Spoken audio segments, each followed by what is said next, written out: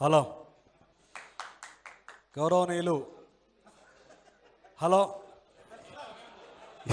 ఈ మైక్ కూడా మా బీసీ లాగానే ఉందన్న. హలో బీసీ కుల సంఘాలకు సంబంధించి ఏదైతే కాంగ్రెస్ పార్టీ కులగణన ఏర్పాటు చేసిందో దానికి సంబంధించినటువంటి అంశాలపైన చర్చించడం కోసం మన శాసన మండలి సభ్యురాలు గౌరవ తెలంగాణ ఉద్యమ నేత కల్వకుంట్ల చంద్రశేఖరరావు గారి పుత్రిక అక్క కవితక్కకు వందనం, శుభాభివందనం. అదేవిధంగా ఈ సమావేశానికి హాజరైనటువంటి బీసీ బిడ్డలందరికీ స్వాగతం, సుస్వాగతం. ఒకటి, ఏదైతే పత్రికల్లో లేకపోతే మిగతా అంశాల్లో కుల గణన చేస్తామని చెప్పేసి కాంగ్రెస్ పార్టీ ప్రకటించింది. ఆ మేరకు కులగణన చేయడం అనేది చూసాం. ఇవాళ కులగణన అంటే తెలంగాణలో ఉన్నటువంటి ఏ కులం జనాభా ఎంత ఉంటుందో మాకు తెలుస్తుందేమో అని చెప్పేసి ఆశతో ఎదురు చూసాం. ఈ కమిషను ప్రతి డివిజన్కి, ప్రతి గ్రామానికి, ప్రతి పల్లెకి పోయిందని చెప్తా ఉన్నారు. పోతే మేము అనేక సంవత్సరాలుగా కుల ఉద్యమాల్లో, బీసీ ఉద్యమాల్లో పనిచేస్తూ ఉన్నాం. మాకు ఆశ కలిగింది, అబ్బా ఇన్ని సంవత్సరాల తర్వాత కాంగ్రెస్ పార్టీ ఇంత గొప్ప నిర్ణయం తీసుకుంది కదా, తప్పకుండా మన ఆశలు నెరవేరుతాయి, మన కుల జనాభా మనకు తెలుస్తుందని చెప్పేసి ఆశపడ్డాం. తీరా రిపోర్ట్ ఇచ్చిన తర్వాత ఏ కులం జనాభా ఎంత ఉందో ఒక పత్రికలో ఒక రకంగా వస్తుంది, ఒక పత్రికలో ఒక రకంగా వస్తుంది.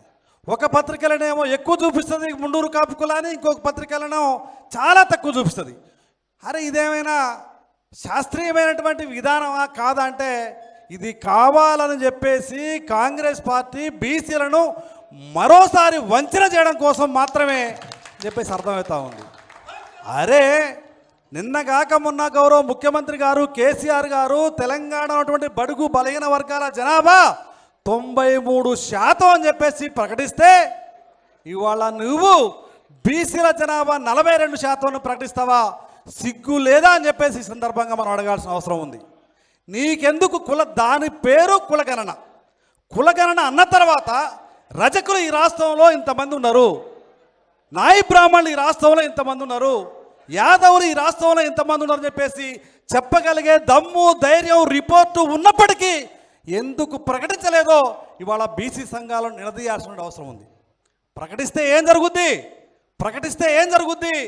ఇవాళ ఎవరైతే రెడ్డి దొరలు కుర్చీలో కూర్చున్నారో ఆ కుర్చీలను ఖాళీ చేయవలసిన పరిస్థితి వస్తుంది అని చెప్పేసి ఇవాళ వాళ్ళు కుల జనాభా అని చెప్పేసి, కులగణన అని చెప్పేసి ఇవాళ కులగణని బహిర్గతం చేయకుండా ఉన్నారు. మిత్రులారా ఇవాళ మనకు తెలుసు బీసీలో ఎంతమంది ఉన్నాం. ఒక్క ఊరు పోతే అర్థమవుతుంది. పక్కనే ఉన్నటువంటి ఖమ్మం పక్కన రఘునాథపాలెం ఉంటుంది. రఘునాథపాలెం పోయి చూద్దాం. నిజంగా నీ దగ్గర నిజాయితీ ఉంటే బీసీల లెక్కలు తీయాలా, బీసీల జీవితాల్లో వెలుతురు నింపాలనేటువంటి నిజాయితీ నీ దగ్గర ఉంటే ఎందుకు కులగణన రిపోర్టుని దాచిపెడతా ఉన్నావో ప్రకటించవలసిన అవసరం ఉంది, డిమాండ్ చేయాల్సిన అవసరం ఉంది. బీసీ కమిషన్, మండల్ కమిషన్ ఇవాళ కాదు 79లో వేసిన కమిషను ఈ దేశంలో బీసీలు 60% ఉన్నారా బిడ్డ అని చెప్పేసి 79లో వేసినటువంటి కమిషన్ చెప్తే ఇవాళ కాదు Muralidhara Rao commission, justice Muralidhara Rao commission వేసినప్పుడు గౌరవ నందమూరి తారక రామారావు ముఖ్యమంత్రిగా ఉన్నప్పుడు 44% బీసీ బిడ్డలకు రిజర్వేషన్లు ఇవ్వాలని చెప్పేసి ఆ కమిషన్ చెబితే ఇవాళ నీవు 42% ఉన్నారని చెప్పేసి సిగ్గు లేకుండా ఎందుకు ప్రకటిస్తూ ఉన్నావో ఇవాళ భయంగా పరచాల్సిన అవసరం ఉంది. ఇవాళ తెలంగాణ రాష్ట్రం వచ్చిన తర్వాత నువ్వు ఈ దేశానికి స్వతంత్రం 40 ఏళ్ళు వస్తే 50 ఏళ్ళు నువ్వే పరిపాలించినావు కదా. ఈ దేశంలో, ఈ రాష్ట్రంలో చాకలి, మంగలి, కుమ్మరి, కమ్మరి ఇంకా అనేక రకాలైనటువంటి ఇప్పటికీ అసెంబ్లీగా గడప దొక్కని కులాలని నువ్వు గుర్తించలేదు కదా. ఇవాళ మొట్టమొదటిసారి తెలంగాణ రాష్ట్రం వచ్చిన తర్వాత మోస్ట్ బ్యాక్వర్డ్ కమిషన్ అని చెప్పేసి ఎంబీసీని గుర్తించినటువంటి ప్రభుత్వం ఉన్నది కదా అని చెప్పేసి ఇవాళ మనం మాట్లాడుకోవాల్సిన అవసరం ఉంది. ఎందుకు ఎంబీసీల లెక్కలు నీకు లేవు? ఇవాళ నువ్వు చెబుతున్న లెక్కలు కాకి లెక్కలు. ఇప్పటికీ సంచార జాతులు, ఓటర్ కార్డు లేనివాడు, ఐడెంటిటీ కార్డు లేనివాడు, రేషన్ కార్డు లేనివాడు, వాడు ఎక్కడ ఉంటుండో వాడికి తెలియని వాడు లక్షల సంఖ్యలో ఉన్నారా బిడ్డ? ఎట్లా వీళ్ళ సంచార జాతుల లెక్కల్ని ఎట్లా తీసావో చెప్పగలవా? బుడగజంగాలు ఈ రాష్ట్రంలో ఎంతమందిలో చెప్పగలవా? బుడబక్కిరోళ్ళు ఎంతమందిలో చెప్పగలవా? లేకపోతే ఈ కాటిపాపలు ఎంతమంది చెప్పగలవా? కాకురోళ్ళు ఎంతమంది చెప్పగలవా? బాతురోళ్ళు ఎంతమంది చెప్పగలవా? చెప్పలేవు. బీసీలో ఉన్నటువంటి సంచార కులాల లెక్కల్ని దమ్ముంటే ప్రకటించమని వాళ్ళు మనం డిమాండ్ చేయాల్సిన అవసరం ఉంది.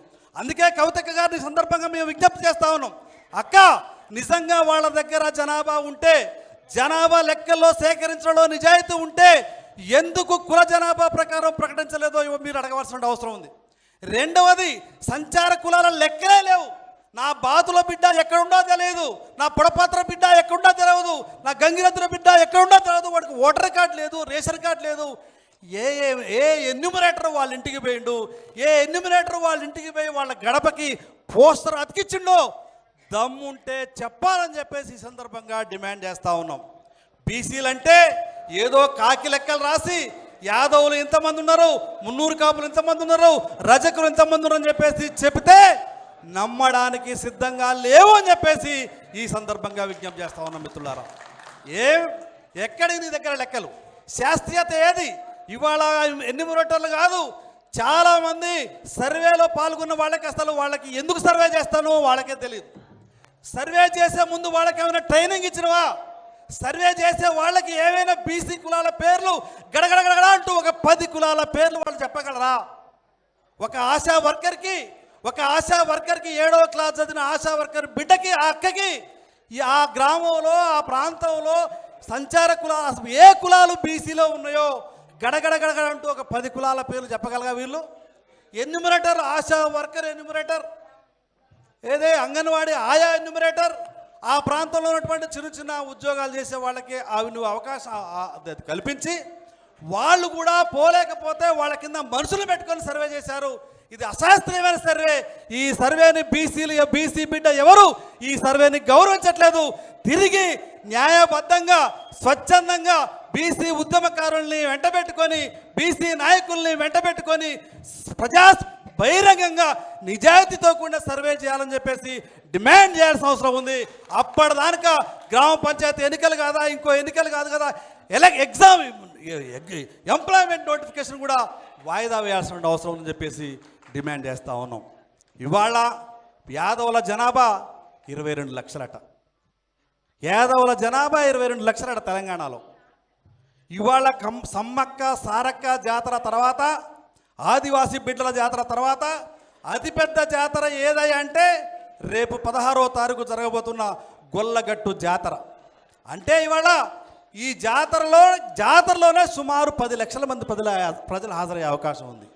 కేవలం ఒక జాతరలోనే 10 లక్షల మంది హాజరయ్యే అవకాశం ఉంది. 10 లక్షల మంది ఉన్నటువంటి బీసీలను 22 లక్షలు అని చెప్పేసి చూపించడం అనేది చాలా అశాస్త్రీయమైందని చెప్పేసి ఇవాళ నేను మాట్లాడుతూ ఉన్నా.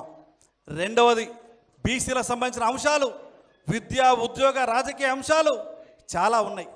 బీసీల గురించి మాట్లాడుకుంటే అనేక గంటలు మాట్లాడుకునే అవకాశం ఉంది. కానీ ఇవాళ ఈ సర్వేలో శాస్త్రీయత లేదు, ఈ అధ్యయనంలో శాస్త్రీయత లేదు. సర్వే చేసిన వాళ్ళకి సామాజిక స్పృహ లేదు, సర్వే చేసిన వాళ్ళకి బీసీల లెక్కలు తెలియదు. సర్వే చేసేవాడిని కూడా బీసీల సర్వే అయితే బీసీలనే పెట్టాలా, ఎస్సీల సర్వే అయితే ఎస్సీలనే పెట్టాలా, సంచార కులాల సర్వే అయితే ఆ సంచార కులాలను ఎన్యూమరేటర్లుగా పెట్టాల్సిన అవసరం ఉంది. అట్ట పెడితేనే నిజాయితీతో కూడినటువంటి సర్వే వస్తుందని చెప్పేసి ఈ సందర్భంగా విజ్ఞప్తి చేస్తూ ఉన్నాను. రెండోది, ఇవాళ రేవంత్ రెడ్డి గారు అసెంబ్లీలో 42% బీసీ రిజర్వేషన్లు ఇస్తా అని చెప్పేసి ప్రకటించి చేతులు దులుపుకుంటా ఉన్నాడు. నేను అడుగుతా ఉన్నా, 42% బీసీలకి స్థానిక ఎన్నికల్లో రిజర్వేషన్లు ఇచ్చి అమలు చేసే దమ్ము, ధైర్యం నీకు ఉందా అని చెప్పేసి ఈ సందర్భంగా అడుగుతా ఉన్నాను. అంటే రేవంత్ రెడ్డి గారు, బీసీలు అంటే పిచ్చోళ్ళ, మేము బీసీలు అంటే అమాయకులమా? నువ్వు మాట్లాడింది 42% రిజర్వేషన్లు ఇస్తా అని చెప్పేసి మాట్లాడి మళ్ళీ పునఃసర్వే చేస్తా అని చెప్పేసి ప్రకటించడం అంటే బీసీలని మోసం చేయడం కాదా అని చెప్పేసి ఇవాళ మేము అడుగుతా ఉన్నాం. అందుకే రాబోయే రోజుల్లో బీసీలను మోసం చేసిన వాళ్ళకి రాజకీయంగా పుట్టగతులు లేకుండా చేయడమే బీసీల కర్తవ్యంగా ఉద్యమించాలని చెప్పేసి సందర్భంగా విజ్ఞప్తి చేస్తూ, ఈ తప్పులో తడుకుతూ ఉన్నటువంటి అశాస్త్రీయమైనటువంటి లెక్కలు మినిమం నామమాత్రంగా కూడా బీసీల సంఘాల ఎవరు ఆమోదించట్లే. ఇవాళ కవితక్క ఏ పార్టీ అని కావచ్చు మాకు సంబంధం లేదు, ఇవాళ కవిత గారు ఏ పార్టీ కావచ్చు మాకు సంబంధం లేదు. బీసీల కోసం ఉద్యమించడానికి గళమెత్తింది కాబట్టి కవితక్క వెనకాల బీసీ సంఘాలు ర్యాలీ కావడానికి ఎలాంటి ఇబ్బంది లేదు అని చెప్పేసి ఈ సందర్భంగా ప్రకటిస్తా ఉన్నాం. భవిష్యత్తులో కవితక్క గారు మీ వెనక బీసీలో ఉంటాం. అనేక వందల సంవత్సరాలుగా దోపిడీకి గురైన వాళ్ళం, వందల సంవత్సరాలుగా రాజకీయ అణచివేతకు గురైన వాళ్ళం. ఈ జిల్లాలో దుర్మార్గమైనటువంటి అణచివేతకు గురవుతా ఉన్నాం. రాబోయేది బీసీల విప్లవం, అది ఖమ్మం జిల్లా నుంచే మొదలవుతా ఉందని చెప్పేసి సందర్భంగా తెలియజేస్తూ, ఈ అవకాశం ఇచ్చినటువంటి పెద్దలందరికీ మరొకసారి సామాజిక ఉద్యమ జేజేలు తెలియజేస్తూ సెలవు. వర్ధిల్లాలి బీసీల ఐక్యత, వర్ధిల్లాలి బీసీల ఐక్యత. జై బీసీ, జై బీసీ.